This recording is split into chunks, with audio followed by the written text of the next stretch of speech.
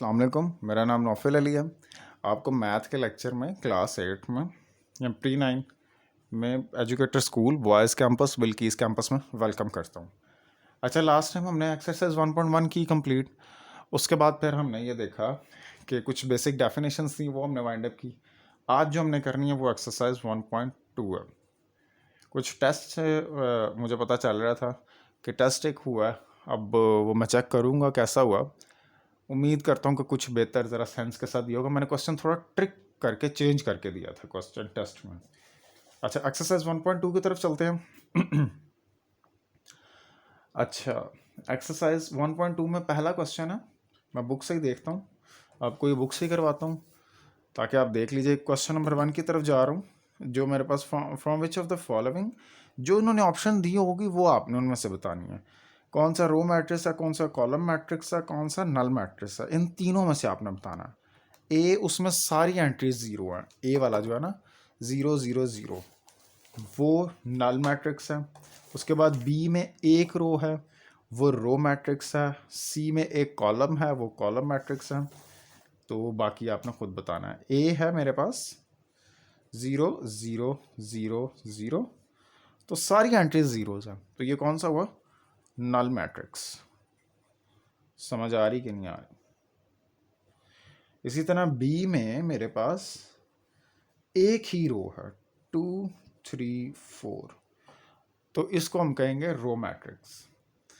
नीचे आ जाए question number 2 पे।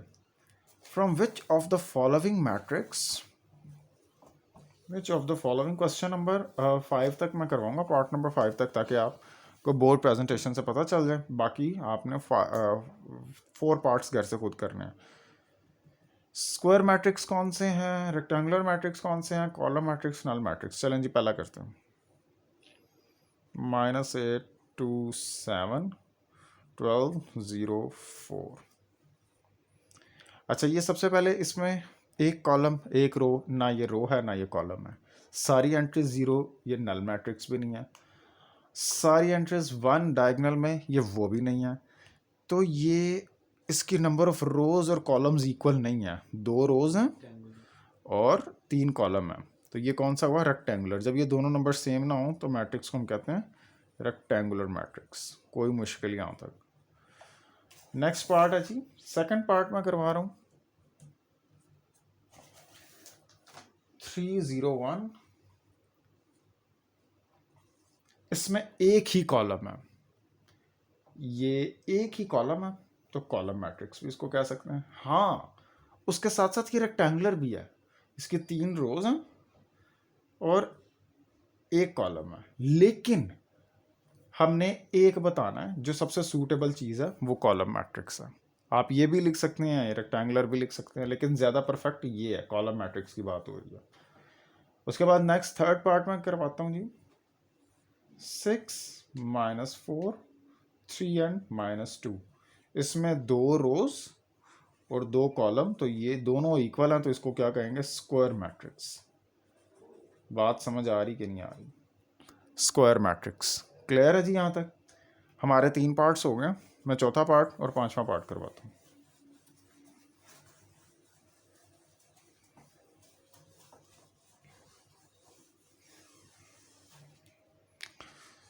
चौथा पार्ट है जी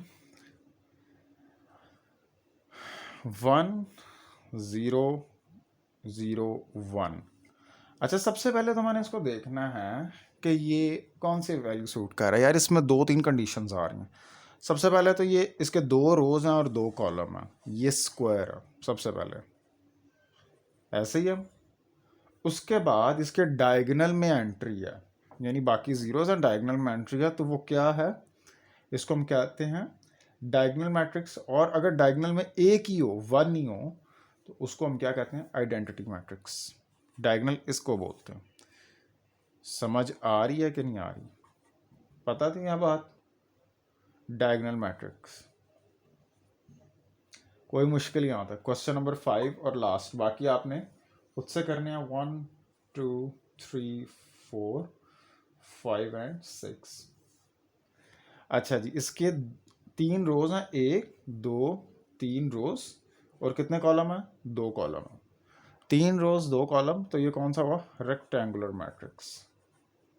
कोई मुश्किल यहाँ तक? समझ आ रही कि नहीं आ रही? होपफुली समझ आ चुकी हो। चलते हैं जी अगले जानिब।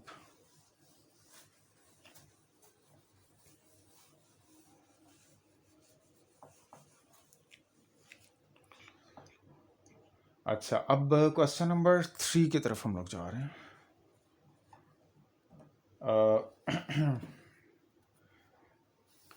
क्वेश्चन नंबर 3 में आपने जो ऑप्शंस दी हैं उनमें से बतानी है। इसमें 5 सवाल हैं, इसमें से मैं पहले 2 करवाऊंगा। ए मैट्रिक्स क्या है जी? 3 आपने खुद करने हैं, 4 0 0 4।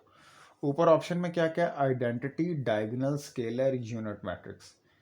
अच्छा, आइडेंटिटी होता है अगर सारे डायगोनल में 1 हो।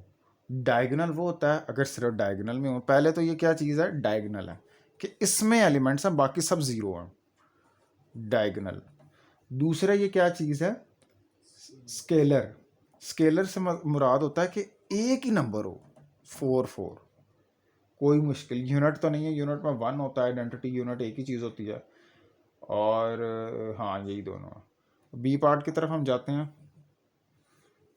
2 0 0 -1। कोई मुश्किल यहाँ तक?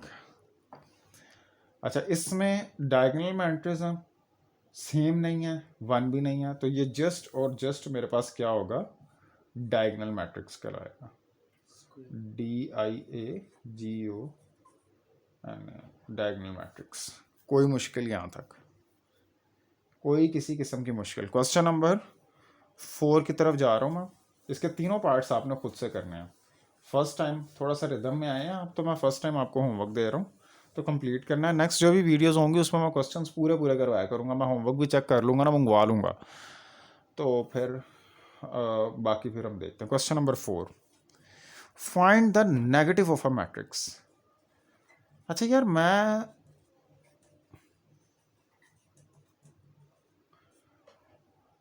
आपसे ये पूछना चाह रहा हूँ कि नेगेटिव ऑफ अ नंबर क्या होता है। मैं कहता हूँ 8 है तो इसका नेगेटिव क्या होगा? -8। 77 है, इसका नेगेटिव क्या होगा? -77। -56 है तो इसका नेगेटिव क्या होगा? Minus bracket -56 minus +56। ये इसका नेगेटिव होगा। कोई मुश्किल यहाँ तक? तो सेम प्रोसीजर मैट्रिक्स में भी होगा। ठीक है जी, सेम का सेम प्रोसीजर जो होगा वो मैट्रिक्स में भी होगा। ए है मेरे पास 1 0 -1। क्लास 8 में ज़रा सिंपल काम है, क्लास 8 के लिए आज से आगे मुश्किल आ जाए ना, तो इसको ध्यान से समझ लें। ये वाला सिर्फ एक मैं करवाऊंगा, बाकी सब आपने करने हैं। 1 है तो -1, 0 0 ही रहता है। कभी -0 मैंने नहीं सुना कि मेरी जेब में 0 रुपये है। नहीं नहीं, 0 नहीं है, -0 रुपये है, ऐसा नहीं होता। शायद कोई कहता हो, लेकिन मैं नहीं कहता, क्योंकि 0 0 ही होता है। ये माइनस, इसको 0 की जगह ये लिख लिया, -1 की जगह 1। ये ए था तो इस मैट्रिक्स का नाम हुआ -A। कोई मुश्किल यहाँ तक? इसके सारे पार्ट्स आपने खुद करना है। ठीक है जी, सारी वीडियोस को जो चीज़ समझ ना आए उसको आप फॉरवर्ड रिवर्स करके देख लें। तो क्वेश्चन नंबर 5 और 6 मैं कंप्लीट करवाऊँगा। तो होमवर्क जो मैंने दिया वो मैंने अब चेक करना है आपसे। ठीक है जी, अपना ख्याल रखिएगा और सारी वीडियोस को देखते रहिएगा ताकि रिदम में रहें आप लोग। छुट्टियों की वजह से आपका लॉस ना हो। अल्लाह हाफ़िज़।